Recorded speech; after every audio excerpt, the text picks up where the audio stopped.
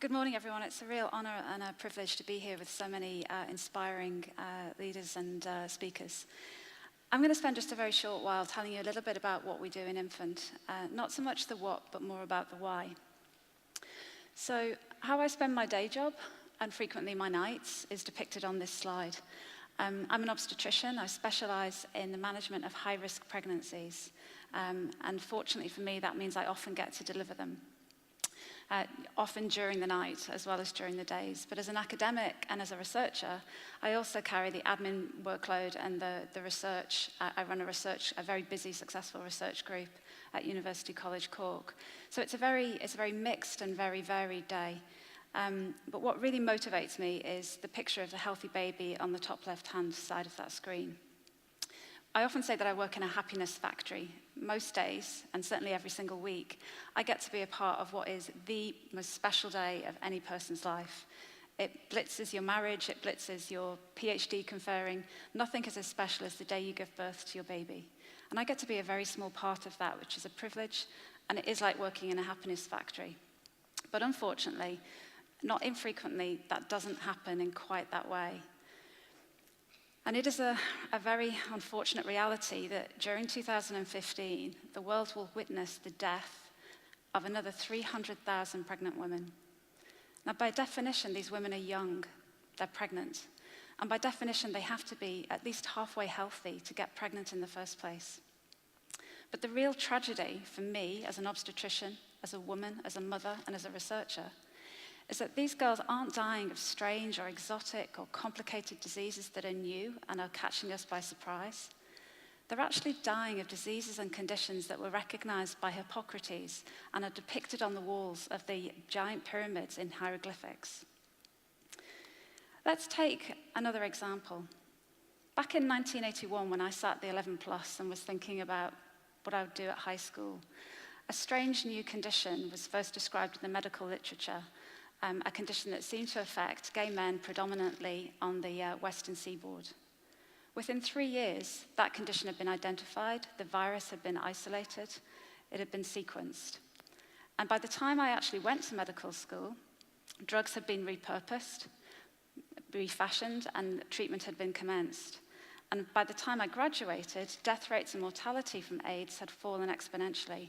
And now, in resource-appropriate settings, with access to correct diagnosis and correct treatment, the prognosis in AIDS is excellent. It's gone from days and weeks at diagnosis to decades.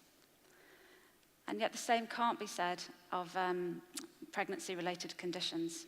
In Ireland, maternal death is fortunately very rare, but we still cope every day with the significant morbidity and mortality associated with adverse pregnancy outcomes. Globally, 300,000 women die every year. That's the tip of the iceberg. For every woman that dies, a family is often orphaned.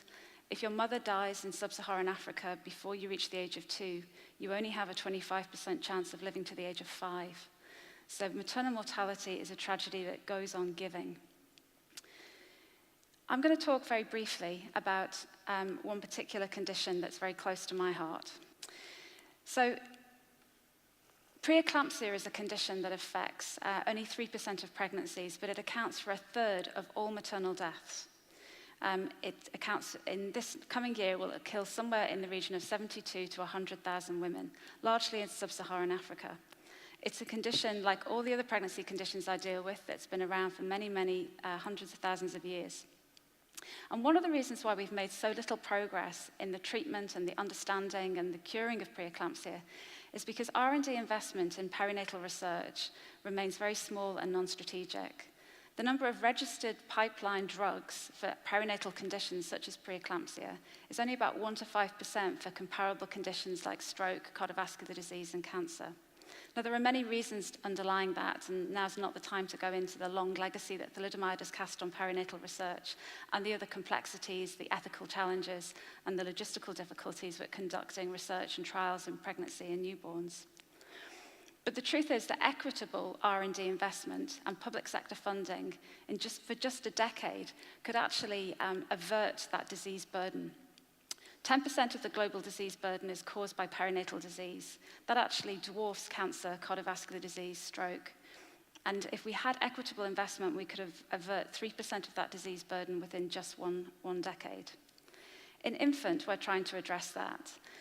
So back in 2012, my co-director, friend and colleague Geraldine Boylan and I were fortunate enough to be funded by Science Foundation Ireland to establish Infant. Infant's based here at Cork University Maternity Hospital. We're on the top floor of one of Ireland's busiest maternity units, and that's strategically incredibly important to us because we can access the 9,000 women that come through our doors every year to deliver their babies. Infant is a diverse, growing exponentially group of researchers from a huge array of backgrounds that encompasses everything from computer scientists, electrical engineers, all the way through to bench scientists and epidemiologists. And I can talk briefly in a minute why that diverse array of expertise and skill sets are very important to us. We have a very high-quality lab on the 5th floor, but we like to think of our entire hospital as being our laboratory. We research at the cot side and the bedside, in the NICU, and in the intensive care unit, where the most vulnerable and sick mothers and babies are cared for by our staff. We have ongoing projects in a variety of things, including medical devices, biomarker discovery, connected health. We are particularly strong in neonatal brain research, and we're now starting to conduct international perinatal clinical trials of diagnostics and devices. Our mission is to use our Irish innovation to deliver scientific excellence, which will deliver societal and economic impact.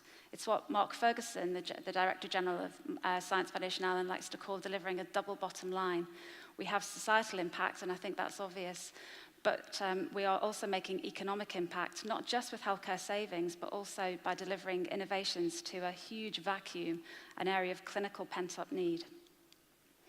So, briefly, preeclampsia. It kills about 70,000 women a year.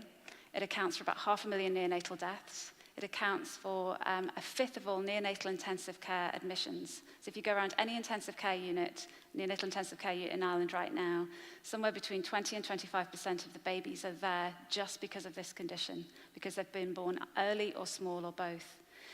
And the cost is almost incalculable. Many people have tried to do a health economic exercise to actually calculate the true cost of preeclampsia. It's almost impossible. But we think it's somewhere in the region of $45 billion in direct healthcare costs each year, and that does not take into account the ongoing costs of caring for the baby. This is a picture by Yann Stern. He was a pupil of Rembrandt, and it was painted in about 1732 or 1733. It depicts a heavily pregnant woman. I think you can see the gravid uterus in the picture. She has a headache. Her head is very sore, and her eyes are rolling back in her head, and she's clutching her chest. These are the classic symptoms that I teach my medical students every day to be aware of for preeclampsia. It causes headaches, and it causes, in its severe form, liver pain, which exacerbates chest pain here. You can see, if you're very careful, the urine pot at the far right-hand corner of the screen.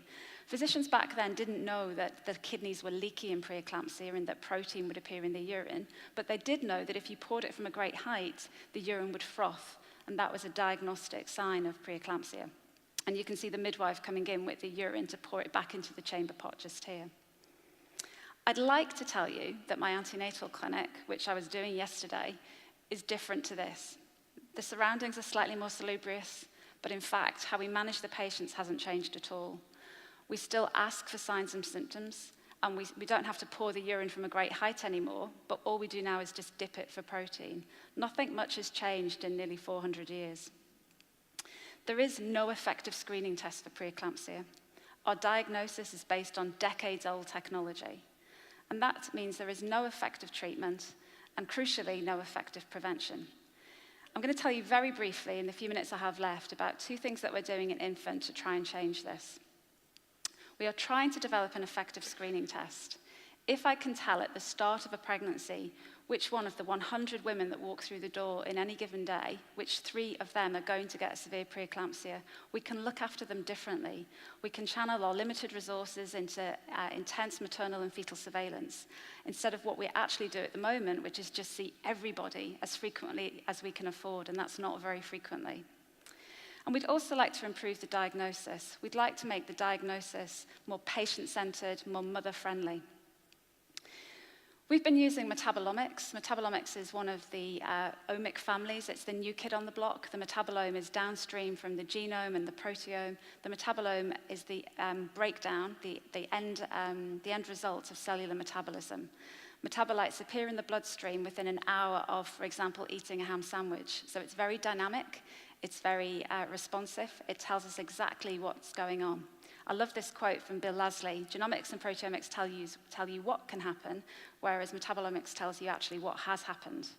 We've been mining the metabolome for 12 years now for biomarkers of preeclampsia, and we've been using technology that's more commonly seen in CSI Miami. We've been using mass spec-based technology borrowed from the forensic lab. We've also been fortunate in being able to access one of the world's largest and most well-phenotyped pregnancy biobanks. Through funding from the Health Research Board, we've actually managed to accumulate a huge amount of samples from over 5,000 low-risk first-time pregnant mums. And that's been crucial to our endeavor to discover and validate biomarkers. When mums come through our hospital at 15 weeks, they revisit several times and give detailed information, 2,400 data points per person, and a huge amount of samples. And using this biobank, we've actually discovered significant biomarkers for the later development of preeclampsia. We published this paper a few years ago, but even the non-bench scientists can see that the yellow squares are very different to the blue dots. And this actually is using metabolomic biomarkers to actually tease apart women who are subsequently at risk of preeclampsia from healthy pregnant women at 15 weeks gestation. This, if we manage to market it successfully, will be the world's first early pregnancy screening test. We've had to mine for 14 metabolites because it's a complex disease. It's a multi-system disease and very heterogeneous. But we've now got a detection rate of over 90%. And we're currently trialing this in a phase 2A clinical trial funded by FP7 throughout Europe. That's cutting-edge research. Meanwhile, back in the clinic, one of the ways we diagnose preeclampsia is by using blood pressure measurements. Every single time a woman needs an antenatal check, she has to travel to either her GP or the hospital to have her blood pressure taken. And routine antenatal care means that women do that as a minimum 12 times during their pregnancy. Hospital-based monitoring or even GP-based monitoring is time-consuming, it's disruptive, and it's expensive. And our patients hate it. Many of my mothers are working mothers. If they need to come to the hospital in Cork, which is often 50, 60, or 70 miles away from where they live, that's a whole day. It costs €15 to park. By the time they wait for 3 hours in the antenatal clinic, their blood pressure is sky high. And so it's a false diagnosis. We frequently admit women to hospital with false diagnoses of query high blood pressure, only for it to settle the next day. But crucially, in low resource settings, like in some areas of Africa where I've worked, the rate limiting step here is actually access to a healthcare provider who can accurately measure the blood pressure. And this struck us as being completely bonkers in the 21st century, because now home blood pressure monitoring is actually widely available. You can walk out the door and go into the very first Boots and buy a very cheap monitor off the shelf to monitor your blood pressure. So why hasn't this been used for patients' advantage in pregnancy?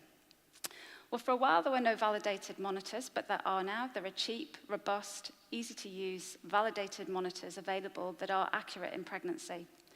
And we have been trying to set up a system called Lanuf, which is Irish for baby, but in our centre stands for Learning to Evaluate and Manage Antenatal Blood Pressure at Home. We know that pregnant women are young, they're highly motivated, and they're early adopters of innovation. Most of my patients map their pregnancy with apps. As they sit in the waiting room, they're looking at apps to tell them how far along their pregnancy is and to visualize what their baby looks like. Pregnancy is a teachable moment. Women are more likely to engage in a dialogue about their health in pregnancy than at no other time. And so using this very motivated, young, techie population is a very good way of actually developing a platform for home blood pressure monitoring that, once it works and is validated, could actually be then transposed to a more vulnerable group, such as an elderly population who may need to monitor another paradigm of their health in the home. Working with IBM, we're currently designing, developing, and validating a framework which will communicate home blood pressure readings and other associated clinical risk factors to relevant healthcare providers. This is a fantastic innovation. It means that instead of coming into the hospital 12 times during the antenatal period, a woman can actually monitor her blood pressure at home, where it's much more likely to be accurate because she'll be relaxed and in her home environment. It will be transmitted via the cloud to my desk, and it means that instead of actually seeing and measuring 100 people's blood pressure, which will take most of the morning, I can actually just look at a display on my desktop and take about half an hour to go through all the blood pressure results. It's much more meaningful use of my time, it's much more economic, but above all, it's patient-focused and it's much more appropriate for a busy mum. So that's just a very short overview of what we do in infant. We're hopefully moving to a time when actually we'll empower women to monitor and manage their pregnancies through apps and using small mobile devices as depicted in this picture here. But what we're really about is making sure that that happy day I talked about right at the beginning is a really happy day for everybody and not just those in resource-appropriate settings. Thank you very much.